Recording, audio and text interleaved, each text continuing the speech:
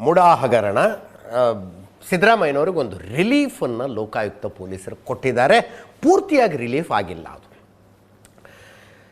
ಸಿದ್ದರಾಮಯ್ಯನವರ ಪತ್ನಿ ಮತ್ತು ಸಿದ್ದರಾಮಯ್ಯನವರ ಸಚಿವ ಸಂಪುಟದ ಸದಸ್ಯ ಭೈರತಿ ಸುರೇಶ್ ಅವರು ಹೈಕೋರ್ಟ್ಗೆ ಅಪ್ಲಿಕೇಶನ್ ಹಾಕ್ಕೊಂಡಿದ್ದಾರಲ್ಲ, ನಮಗೆ ಕೊಟ್ಟಿರುವ ಸಮನ್ಸ್ಗಳನ್ನು ರದ್ದುಪಡಿಸಿ ನಾವು ಇಡಿ ಮುಂದೆ ತನಿಖೆಗೆ ಹೋಗೋರಲ್ಲ ಅಂತ ಏನು ಅಪ್ಲಿಕೇಶನ್ ಹಾಕ್ಕೊಂಡಿದ್ದಾರಲ್ಲ, ಅದರ ವಿಚಾರಣೆ ಹೈಕೋರ್ಟ್ನಲ್ಲಿ ನಡೀತು. ಪಾರ್ವತಿಯವರ ಪರವಾಗಿ ಒಬ್ಬ ವಕೀಲರಿದ್ದರು, ಭೈರತಿ ಸುರೇಶ್ ಅವರ ಪರವಾಗಿ ಒಬ್ಬರು ವಕೀಲರಿದ್ದರು, ಇಡಿ ಪರವಾಗಿ ಒಬ್ಬ ವಕೀಲರಿದ್ದರು.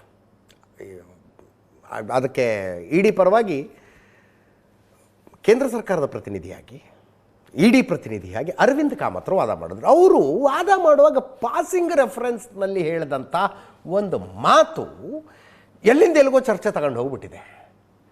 ಲೋಕಾಯುಕ್ತ ಪೊಲೀಸರು ಜನಪ್ರತಿನಿಧಿಗಳ ವಿಶೇಷ ನ್ಯಾಯಾಲಯದಲ್ಲಿ ಏನು ಬಿ ರಿಪೋರ್ಟ್ ಸಲ್ಲಿಕೆ ಮಾಡಿದಾರಲ್ಲ, ಈ ಪ್ರಕರಣದಲ್ಲಿ ಸಿದ್ದರಾಮಯ್ಯನವ್ರದ್ದು, ಸಿದ್ದರಾಮಯ್ಯನವರ ಪತ್ನಿ ಪಾರ್ವತಿಯವ್ರದ್ದು, ಸಿದ್ದರಾಮಯ್ಯನವರ ಪತ್ನಿಯ ತಮ್ಮ ಮಲ್ಲಿಕಾರ್ಜುನ ಸ್ವಾಮಿ ಅವರದು ಮತ್ತು ಇವರಿಗೆ ಜಮೀನು ಮಾರಿದ್ದ ದೇವರಾಜ್ ಅವ್ರದ್ದು ಏನೂ ತಪ್ಪು ಕಂಡು ಬಂದಿಲ್ಲ ಅಂತೇನು ಬಿ ರಿಪೋರ್ಟ್ ಸಲ್ಲಿಕೆ ಮಾಡಿದಾರಲ್ಲ, ಆ ಬಿ ರಿಪೋರ್ಟನ್ನು ಪ್ರಶ್ನಿಸುವ ಅಧಿಕಾರ ಇಡಿಗೆ ಇದೆ ಅಂತ ಅರವಿಂದ್ ಕಾಮತ್ರು ಹೈಕೋರ್ಟ್ನಲ್ಲಿ ವಾದ ಮಂಡನೆ ಮಾಡುವಾಗ ಒಂದು ಸೆಂಟೆನ್ಸ್ ಹೇಳ್ಬಿಟ್ರು.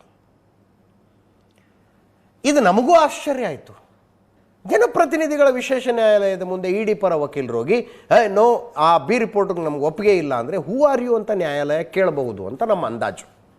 ಅಂದರೆ ಈ ಪ್ರಕರಣದಲ್ಲಿ ಏನು ಸಂಬಂಧ ಇದ್ದೀರಿ ನೀವು, ನಮ್ಮ ಮುಂದೆ ಯಾಕೆ ಬಂದಿದ್ದೀರಿ, ಹೂ ಆರ್ ಯು ಅಂತ ಕೇಳಬಹುದು ಅಂತ. ಆದರೆ ವಕೀಲರ ಮಧ್ಯದಲ್ಲೂ ನಾವು ಲೀಗಲ್ ಎಕ್ಸ್ಪರ್ಟ್ಗಳನ್ನು ಕೇಳಿದ್ವಿ, ಕೇಳಬಹುದಾ, ಇಡಿ ಪ್ರಶ್ನೆ ಮಾಡಬಹುದಾ ಅಂತ. Even they have difference of opinion. ಪ್ರಶ್ನಿಸಬಹುದು ಅಂತ ಒಬ್ಬರು ಹೇಳ್ತಾರೆ, ಪ್ರಶ್ನೆ ಮಾಡೋದಕ್ಕಾಗೋದಿಲ್ಲ ಅಂತ ಒಬ್ಬರು ಹೇಳ್ತಾರೆ. ಆದರೂ ಅರವಿಂದ್ ಕಾಮತ್ ಹೇಳಿದ್ದು ಅದೊಂದು ಆಶ್ಚರ್ಯ ಆಯಿತು. ಲೋಕಾಯುಕ್ತ ಪೊಲೀಸರಿಗೆ ತನಿಖೆ ಮಾಡಿ ಅಂತ ಹೇಳಿದ್ದು ಜನಪ್ರತಿನಿಧಿಗಳ ವಿಶೇಷ ನ್ಯಾಯಾಲಯ, ಅದರ ಅನ್ವಯ ಅವರು ತನಿಖೆ ಮಾಡಿದ್ದಾರೆ. ಸಿದ್ದರಾಮಯ್ಯನವರು ತಪ್ಪು ಕಂಡು ಬಂದಿಲ್ಲ, ಬಿ ರಿಪೋರ್ಟ್ ಕೊಟ್ಟಿದ್ದಾರಪ್ಪ. ಪ್ರಶ್ನಿಸುವ ಅಧಿಕಾರ ಯಾರಿಗಿದೆ? ದೂರು ಕೊಟ್ಟಿರುವ ಸ್ನೇಹಮಯಿ ಕೃಷ್ಣ ಅವ್ರಿಗಿದೆ. ಒಪ್ಪೋದಿಲ್ಲ, ಒಪ್ತೀನಿ ಅಂತ ಸ್ನೇಹಮಯಿ ಕೃಷ್ಣ ಅವ್ರು ಹೇಳಬೇಕು. ಅಥವಾ ನ್ಯಾಯಾಲಯವೇ ಅದನ್ನು ಬಿ ರಿಪೋರ್ಟ್ ನೋಡಿ ನಿರ್ಧಾರ ತಗೊಳ್ಬೋದು, ಇದು ಸರಿಗಿದೆ ಅಥವಾ ಸರಿಗಿಲ್ಲ ಅಂತ. ನ್ಯಾಯಾಲಯಕ್ಕೆ ಬಿ ರಿಪೋರ್ಟ್ ತಪ್ಪು ಅಂತ ಅನಿಸಿದ್ರೆ ನಿಮ್ಮ ತನಿಖೆ ಸರಿಯಾಗಿಲ್ಲ, ನಾವು ಪ್ರಕರಣದ ವಿಚಾರಣೆ ಶುರು ಮಾಡ್ತೀವಿ ಅಂತ ನ್ಯಾಯಾಲಯ ಶುರು ಮಾಡಿಕೊಳ್ಳಬಹುದು. ಇದರ ಬಗ್ಗೆ ನಾವು ಕೆ ವಿ ಧನಂಜಯರನ್ನು ಮಾತಾಡಿಸಿದ್ವಿ, ಸುಪ್ರೀಂ ಕೋರ್ಟ್ ವಕೀಲರನ್ನು. ಕೇಳಿಸ್ಕೊಳ್ಳಿ ಏನು ಹೇಳ್ತಾರೆ ಅಂತ. ಕೊಳ್ಳೋದ್ರ ಮುನ್ನ ನ್ಯಾಯಾಲಯ ಸಹಜವಾಗಿ ದೂರುದಾರರು ಯಾರಿದ್ರು ಅವರ ಅಹವಾಲನ್ನು ಕೂಡ ಸ್ವೀಕರಿಸುತ್ತೆ. ಸೊ ಈ ಪರಿಸ್ಥಿತಿಯಲ್ಲಿ ಒಂದು ವೇಳೆ ಇಡಿ ಒಂದು ಸಂಸ್ಥೆ ಈ ಪ್ರಕರಣದಲ್ಲಿ ಆಗಲೇ ಅಂದರೆ ಈ ಭ್ರಷ್ಟಾಚಾರ ನಿಗ್ರಹ ಕಾಯ್ದೆಯ ಒಂದು ಪ್ರಕರಣದ ಮೇಲ್ಪಟ್ಟು ಇಡಿ ಸಂಸ್ಥೆ ತನ್ನದೇ ಆದ ಒಂದು ವಿಚಾರಣೆಯನ್ನು ನಡೆಸ್ತಿತ್ತು. ಒಂದು ವೇಳೆ ಇಡಿ ಸಂಸ್ಥೆಯ ಬಳಿ ಯಾವುದಾದ್ರೂ ದಾಖಲೆ ಇದ್ದು ಆ ದಾಖಲೆ ಒಂದು ಭ್ರಷ್ಟಾಚಾರ ನಿಗ್ರಹ ಕಾಯ್ದೆಯ ಒಂದು ಪ್ರಕರಣಕ್ಕೆ ಪುಷ್ಟಿ ಕೊಡುವಂಥ ದಾಖಲೆ ಆಗಿದ್ದ ಪಕ್ಷದಲ್ಲಿ ಇಡಿ ಸಂಸ್ಥೆ ಸಹಜವಾಗಿ ಆ ದಾಖಲೆಯನ್ನು ಲೋಕಾಯುಕ್ತ ಪೊಲೀಸರವರಿಗೆ ಸಲ್ಲಿಕೆ ಮಾಡಬೇಕಿತ್ತು. ಬಟ್ ಆದರೆ ಈಗಾಗಲೇ ಲೋಕಾಯುಕ್ತ ಪೊಲೀಸ್ನವರು ಆ್ಯಕ್ಚುಲಿ ಲೋಕಾಯುಕ್ತ ಪೊಲೀಸರಿಗೆ ಇಡಿ ಅವರು ಒಂದು ಪತ್ರ ಬರೆದಿದ್ರು ಅಂತ ಅನ್ಸುತ್ತೆ.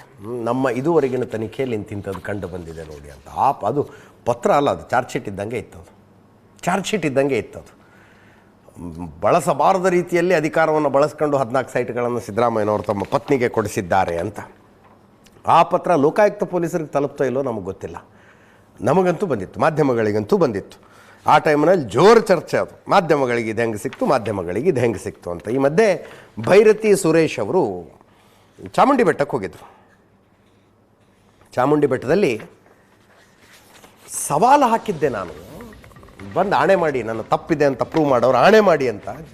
ಭೈರತಿ ಸುರೇಶ್ ಅವ್ರ ಬಗ್ಗೆ, ಭೈರತಿ ಸುರೇಶ್ ಮೂಡಾದಿಂದ 141 ಫೈಲ್ಗಳನ್ನು ಹೊತ್ಕೊಂಡು ಹೋದರು ರಾತ್ರಿ ಹೆಲಿಕಾಪ್ಟರ್ ತಗೊಂಡೋಗಿ ಅಂತ. ಅದು ಹೆಂಗ್ರಿ ತರೋಕ್ಕಾಗತ್ತೆ 141 ಫೈಲ್ಗಳನ್ನು ಅಂತ ಭೈರತಿ ಸುರೇಶ್ ಅವ್ರು ಕೇಳ್ತಾರೆ. ಕ್ಯಾಮ್ರಾಗಳಿರ್ತವೆ, ಜನ ಇರ್ತಾರೆ, ಆ 141 ಅನ್ನೋ ಸಂಖ್ಯೆನಾದರೂ ನಿಮಗೆ ಹೆಂಗೆ ಗೊತ್ತಾಯಿತು ಅಂತ ನಾನು ಚಾಲೆಂಜ್ ಮಾಡಿದೆ. Open challenge. ನನ್ನ ಮೇಲೆ ಆರೋಪ ಮಾಡುವಂಥವ್ರು ತಾಯಿ ಚಾಮುಂಡೇಶ್ವರಿ ಮುಂದೆ ಬಂದು ಆಣೆ ಮಾಡಿ ಅಂತ ಯಾರೂ ಬರಲಿಲ್ಲ ನೋಡಿ ಅಂತಂದರು.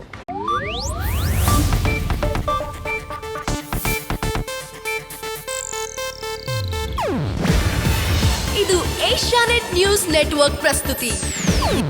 ನೀವು ನೋಡ್ತಿದ್ದೀರಾ ಏಷ್ಯಾನೆಟ್ ಸುವರ್ಣ ನ್ಯೂಸ್.